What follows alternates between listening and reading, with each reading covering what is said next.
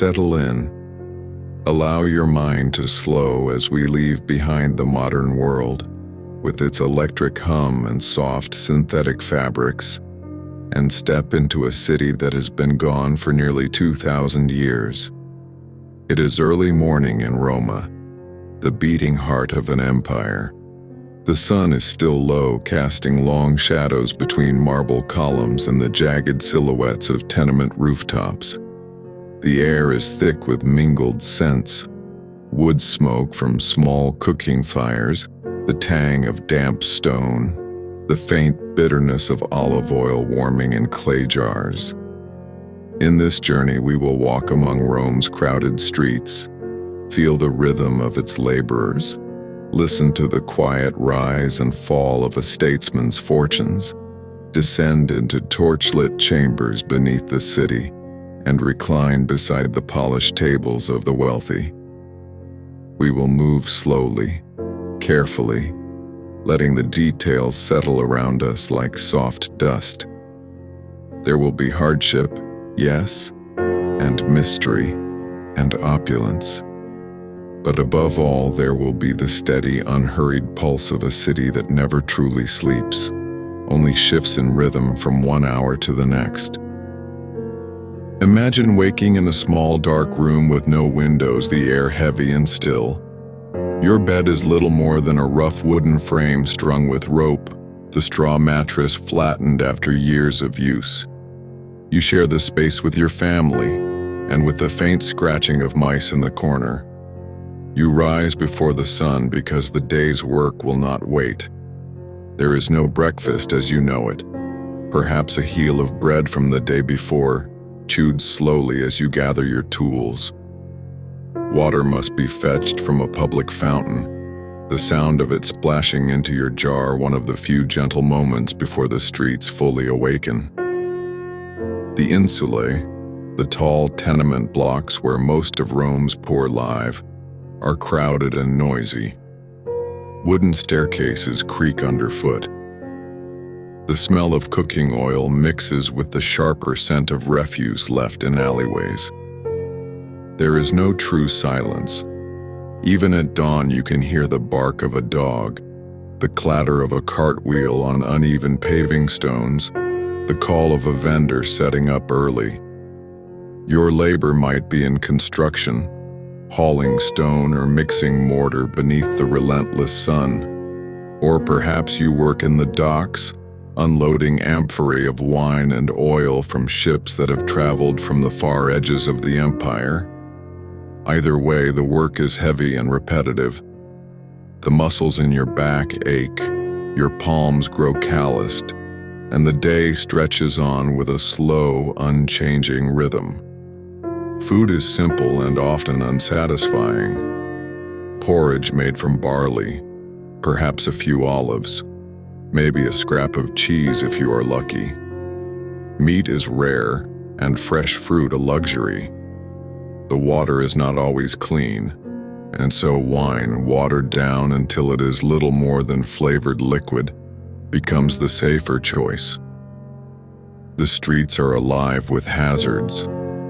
Carts rumble past, splashing through puddles left from last night's rain. Waste is sometimes tossed from an upper window without warning. Stray dogs prowl near the market. Fires can break out without notice. The tightly packed buildings and wooden structures make them dangerously common. And yet, you endure. You know the route home, the voices of neighbors calling to one another across balconies. You know the quiet pride of a day's labor completed, of bread earned by your own hands. Life is neither easy nor clean, but it is life. And here in the lower quarters of Rome, that is enough.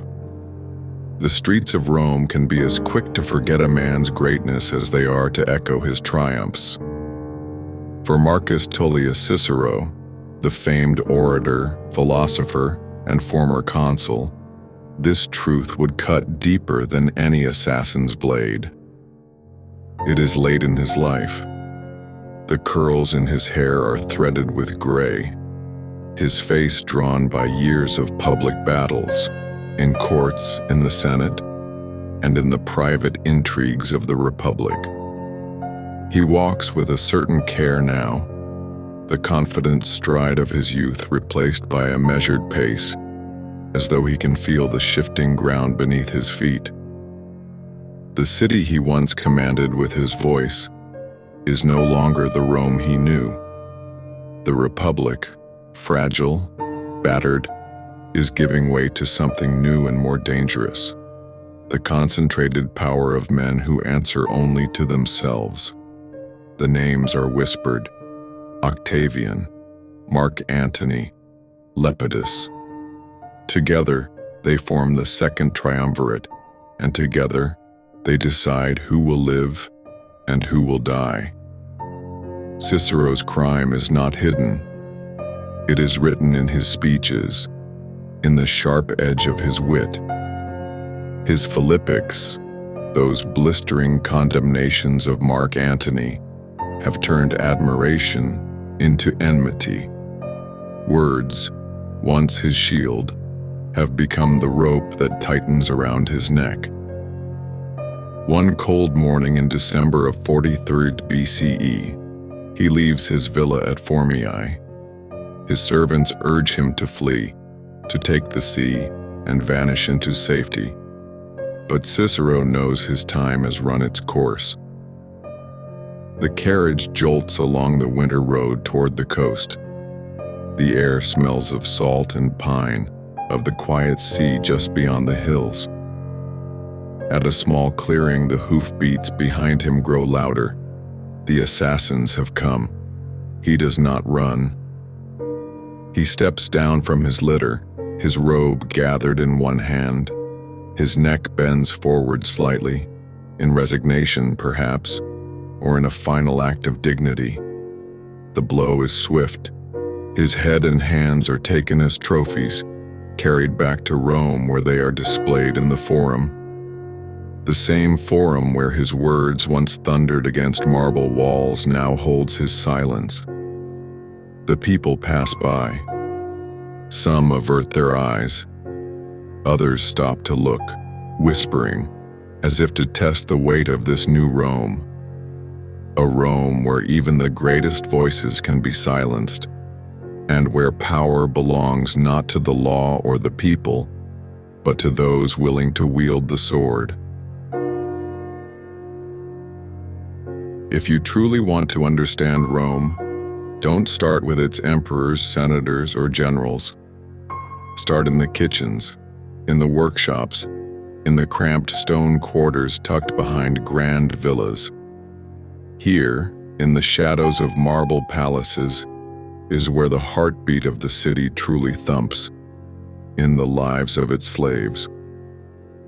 Slavery in Rome is not hidden. It is everywhere. A man could walk down the Via Sacra and pass dozens of slaves without even noticing.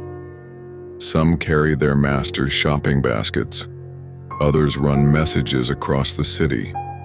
A few stand silently in doorways, their very presence a mark of their owner's wealth. Not all slaves wear chains. Some are educated. Greek tutors teaching Latin children, scribes keeping accounts, even physicians tending to noble families.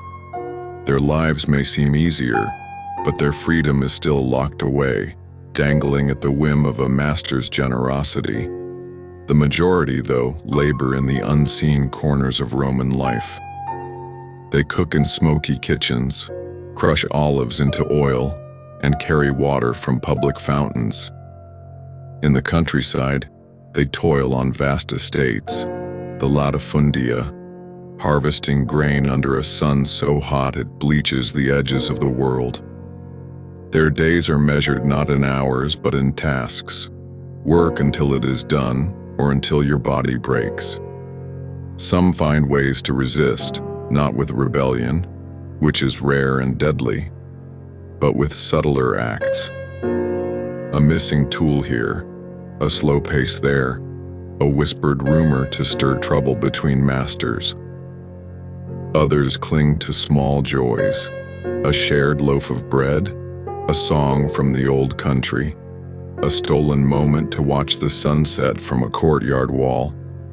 The law sees them as property, but within their own circles they build communities, passing down stories, prayers, and fragments of home.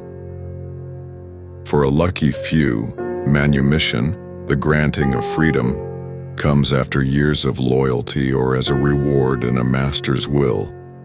Yet freedom in Rome is complicated. Even a freedman carries the shadow of his past. If you were dropped into this world as a slave, survival would demand more than strength. You'd need cunning, patience, and the ability to read the moods of those who owned you. In Rome, the wrong word to the wrong person could mean a beating, branding, or worse, a one-way trip to the arena. And yet, without these silent, unseen millions, Rome would crumble. The city's wealth, its leisure, its grand monuments, all stand on the backs of those whose names history rarely records. When you picture ancient Rome, you might see towering columns, glittering fountains, and spotless white marble.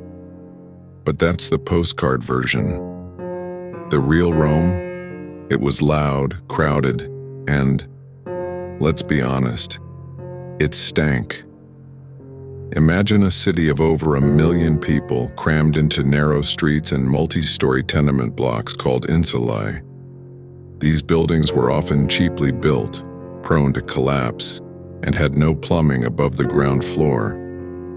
If you lived higher up, you carried your waste down in pots, or more often just dumped it out the window. Walking the streets meant dodging falling chamber pots, and yes, it was as bad as it sounds. The Roman sewer system, the Cloaca Maxima, was an engineering marvel, but it could only handle so much. Garbage piled in alleys, food scraps rotted in the heat, and stray dogs picked at the mess. And then there were the public latrines. Social spaces, yes, but also prime breeding grounds for disease.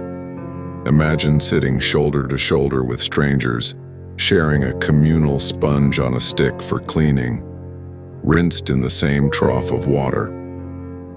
Water itself wasn't always safe.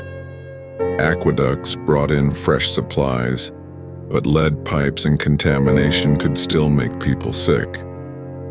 And with fires breaking out often, sometimes daily, entire neighborhoods could vanish in hours, leaving rubble, ash, and homeless crowds in their wake.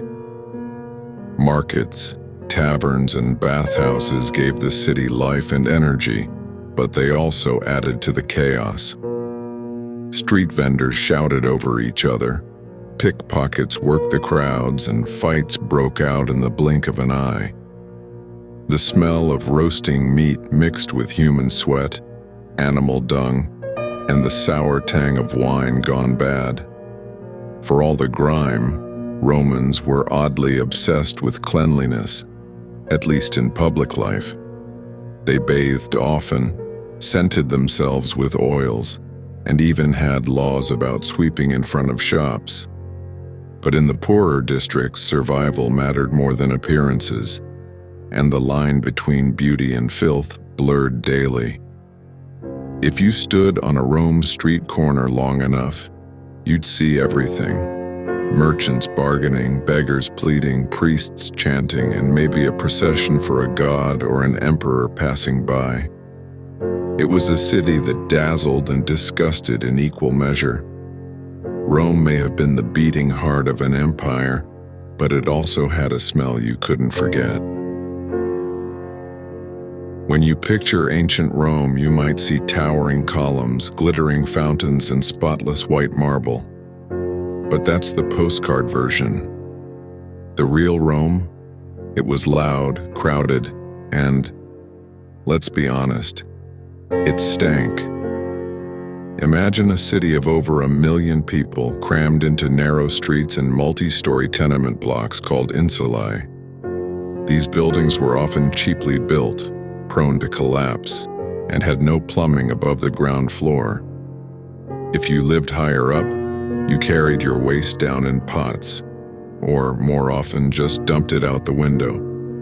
Walking the streets meant dodging falling chamber pots, and yes, it was as bad as it sounds. The Roman sewer system, the Cloaca Maxima, was an engineering marvel, but it could only handle so much. Garbage piled in alleys, food scraps rotted in the heat, and stray dogs picked at the mess. And then there were the public latrines. Social spaces, yes, but also prime breeding grounds for disease. Imagine sitting shoulder to shoulder with strangers, sharing a communal sponge on a stick for cleaning, rinsed in the same trough of water. Water itself wasn't always safe. Aqueducts brought in fresh supplies, but lead pipes and contamination could still make people sick. And with fires breaking out often, sometimes daily, entire neighborhoods could vanish in hours, leaving rubble, ash, and homeless crowds in their wake. Markets, taverns, and bathhouses gave the city life and energy, but they also added to the chaos. Street vendors shouted over each other, pickpockets worked the crowds, and fights broke out in the blink of an eye. The smell of roasting meat mixed with human sweat, animal dung, and the sour tang of wine gone bad. For all the grime, Romans were oddly obsessed with cleanliness, at least in public life. They bathed often, scented themselves with oils, and even had laws about sweeping in front of shops. But in the poorer districts, survival mattered more than appearances, and the line between beauty and filth blurred daily. If you stood on a Rome street corner long enough, you'd see everything. Merchants bargaining, beggars pleading, priests chanting, and maybe a procession for a god or an emperor passing by.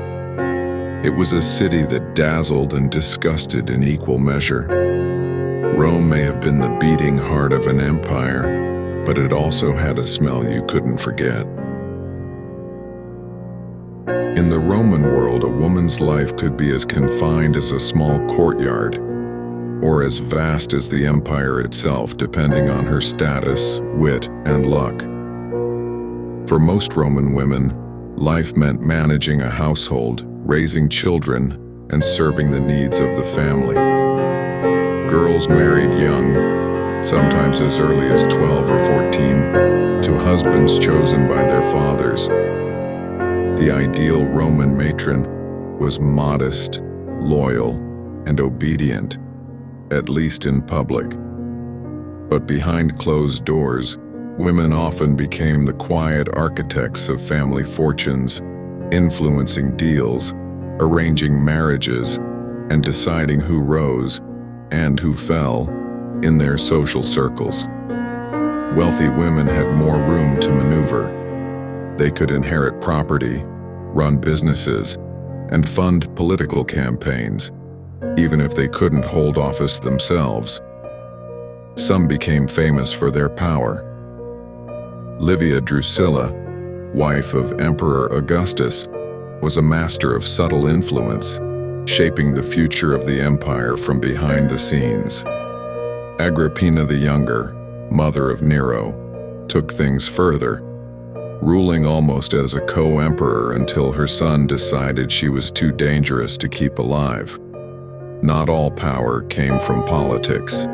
Beauty, charm, and scandal could be just as potent. Courtesans and actresses, though often looked down upon, could sway senators and generals with a well-timed word or whispered secret. In the right moment, a conversation over wine could be more dangerous than a sword. But for poorer women, survival was the main game. They worked as shopkeepers, midwives, laundresses, or street vendors, juggling jobs and children in a city that never made life easy. Slaves had the hardest lot. laboring in kitchens, fields, and workshops or enduring the whims of their owners.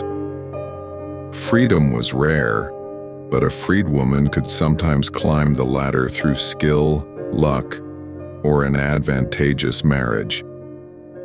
Roman law gave fathers near total control over their daughters and husbands over their wives, but women still found cracks in the system to slip through. Festivals like the Matronalia celebrated wives and mothers, giving them gifts and a rare day of honor. Religious roles, too, gave women a unique kind of power. Vestal virgins guarded the sacred fire of Rome and were untouchable by law, their word carrying weight even in the Senate.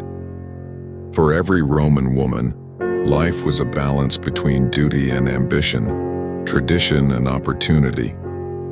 In the gossip of bathhouses, in the private letters between friends, in the whispered schemes behind a senator's back, the influence of women was everywhere, even if history often tried to write them out.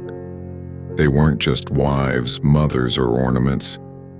They were survivors, strategists, and sometimes quiet revolutionaries.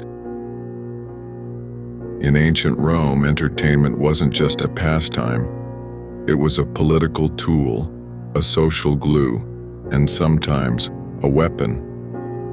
The phrase bread and circuses summed it up perfectly. Keep the people fed and entertained, and they won't question those in power.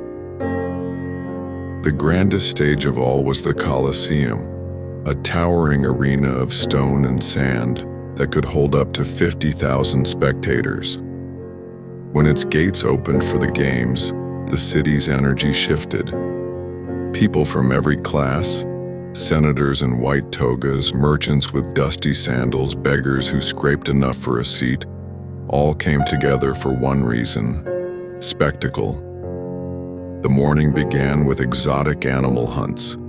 Lions from Africa, tigers from the east, crocodiles from the Nile, all paraded and then set loose against hunters armed with spears. Sometimes the animals fought each other. Sometimes they faced condemned criminals in a cruel form of execution disguised as sport. By midday, the crowd hungered for bloodier thrills. Gladiators, trained fighters, often slaves or prisoners of war, entered the arena in pairs, their armor glinting in the sun. Each had a style: the heavily armored secutor, the nimble Retiarius with his net and trident, the fearsome Murmio with his fish-shaped helmet. The fights were choreographed only by skill and survival instinct. Some bouts ended with mercy, others with the turning of a thumb. But entertainment in Rome wasn't all blood and sand. Theaters staged comedies, tragedies, and political satires. Playwrights like Plautus and Seneca laced their scripts with sharp commentary, some so daring they risked the wrath of emperors. Then there were the chariot races at the Circus Maximus, where four-horse teams thundered around the track at breakneck speed. The roar of the crowd could shake the ground, and accidents, spectacular, bone-crushing pileups called naufragia, were part of the thrill. The fans were so devoted that rival teams, marked by their colors, red, white, blue, and green, sometimes erupted into street riots over a lost race. Beyond the big arenas, Rome offered music, poetry readings, athletic competitions, and public baths, places where people could gossip, do business, and unwind all at once. Even executions were staged like theater, with mythological themes to add drama to the cruelty. For the emperors, entertainment was a stage on which they displayed generosity, power, and control. The games reminded the people who held the purse strings and the swords. For the crowd, it was an escape from the grind of daily life. a chance to feel the rush of danger without stepping into the sand themselves. In the Roman world, leisure was never just leisure. It was politics, identity, and raw human craving, all playing out under the blazing Mediterranean sun. If you lived in ancient Rome, you wouldn't just wake up and head straight to work without first acknowledging the unseen forces that governed your fate. Religion wasn't confined to temples or holy days. It was stitched into every breath, meal, and decision. To a Roman, the gods were not distant abstractions. They were active participants in politics, family life, and even military strategy. Picture the skyline of Rome, soaring columns, marble stairs worn smooth by centuries of worshippers, and the heavy scent of incense curling into the morning air. The Temple of Jupiter. Optimus Maximus gleamed atop the Capitoline Hill, its golden statues reflecting the sun, a reminder that the gods themselves watched over the city. Citizens offered coins, wine, and the first cut of meat from a sacrifice, not as gestures of pure faith, but as binding contracts. The relationship was transactional. Honor the gods, and they would grant protection, victory, and prosperity. Fail them, and you risked plague, famine, or political collapse. Rituals had to be flawless. A priest, draped in spotless white, would chant sacred words in perfect sequence, because even a slip of the tongue meant starting the entire ceremony over. Omens were taken seriously. The flight of birds, the entrails of sacrificed animals, and the patterns of lightning could sway Senate decisions and determine whether armies marched to war. The augurs, specialists in reading divine signs, wielded immense influence. One unfavorable omen could halt an entire campaign. And then there were the household gods, the lares and penates, tiny figurines tucked into family shrines. Before every meal, a small portion was offered to them. They guarded not just the house but the lineage, ensuring ancestors remained honored and the family's fortunes stayed intact. But religion in Rome wasn't just reverence, it was also politics. Emperors declared themselves divine, inserting their names into prayers and demanding temples in their honor. This blending of faith and state turned worship into a tool of control. Refusing to take part wasn't merely heresy, it was treason. Beyond the official rites, there was a thriving undercurrent of the mystical and the forbidden. Secret cults promised personal salvation. Magic charms were sold in markets and whispered spells were cast in the dark. For every polished marble temple, there was a back alley where someone sought to bend fate through incense and incantation. To the Romans, the gods were everywhere, on the coins they spent, in the weather that shaped their harvest, in the victories and disasters of their armies. To live in Rome was to live in constant negotiation with the divine. And in a city where politics could be brutal and life precarious, having the gods on your side wasn't just comforting, it was essential. As the centuries passed, Rome's streets grew quieter. Its marble cracked and its mighty legions faded into memory. But the spirit of Rome, its laws, language, architecture, and philosophy, never truly died. From the ruins emerged the seeds of the modern world. We still walk in Rome's shadow every day. In the words we speak, the roads we travel, the politics we debate.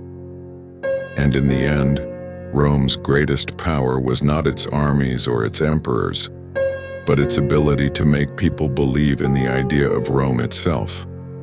an idea so strong it has lasted for over 2 millennia.